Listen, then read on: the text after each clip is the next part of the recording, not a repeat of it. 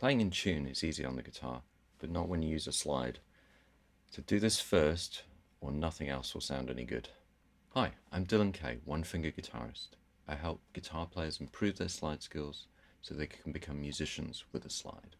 I read an interview with Ry Cooder years ago where he was asked what his top tip for beginning slide guitar players was. His answer was, play one note in tune for a week. The guitar is easy to play in tune on until we start bending strings or until we start playing slide. And in both cases, what's important is to learn to do these things in tune and then be able to deviate from that for expressive reasons. So let's dive in. Okay, so how do we play a note? Well, we use the weight of the slide on the string and we put that just above the fret. So the slide is above the fret, not behind. It needs to be above the fret, like right above the wire. The slide is just kind of resting on the string. And in this case, I'm playing on the first string at the 5th fret. I'm angling the slide, I'll exaggerate it, so that I'm just away from the 2nd string. So if I would play that 2nd string, it's just enough angle so that I can play that open. Notice I'm also nearer the tip of the slide. I'm not resting the whole slide across all the 6 strings, I'm just on the tip. Okay, so how do we know we're in tune? Don't use a tuner, please. It's all about ears, not eyes. We've used our eyes already to rest the slide above the fret. But what you need to do is play the note fretted and then use the slide. So you listen to that and make adjustments if you need to. So for instance, if it was this, there's my note, and if it sounded like this. See, I'm just slightly out, so I'm going.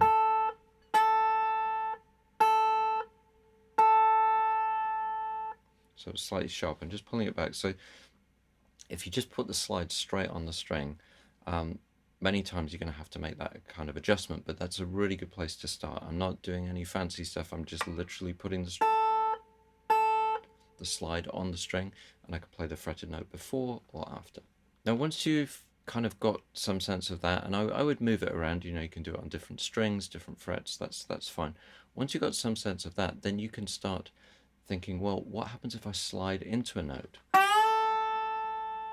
I'm not adding vibrato, I'm just sliding in and trying to get it in tune.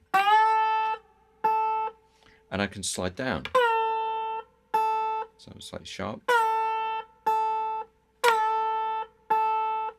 Okay, so you can slide from either direction. You can do a slow slide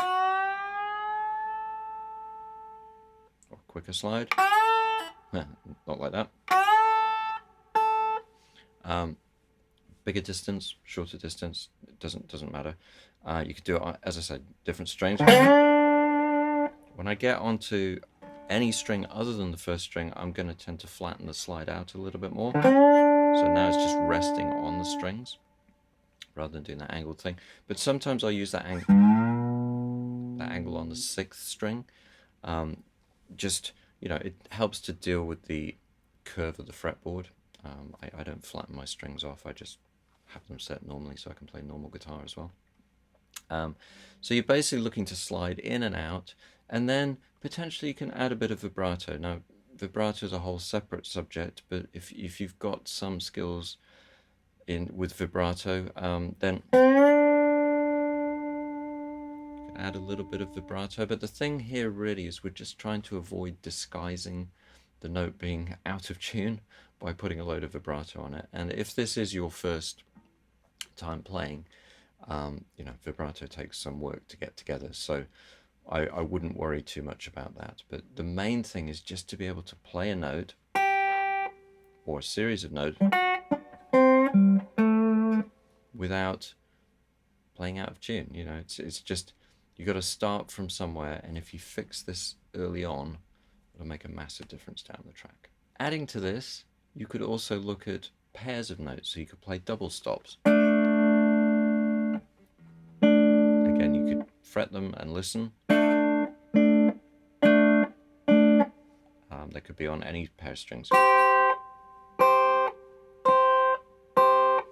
You You're just trying to, or a chord, you know, like a 3-note chord.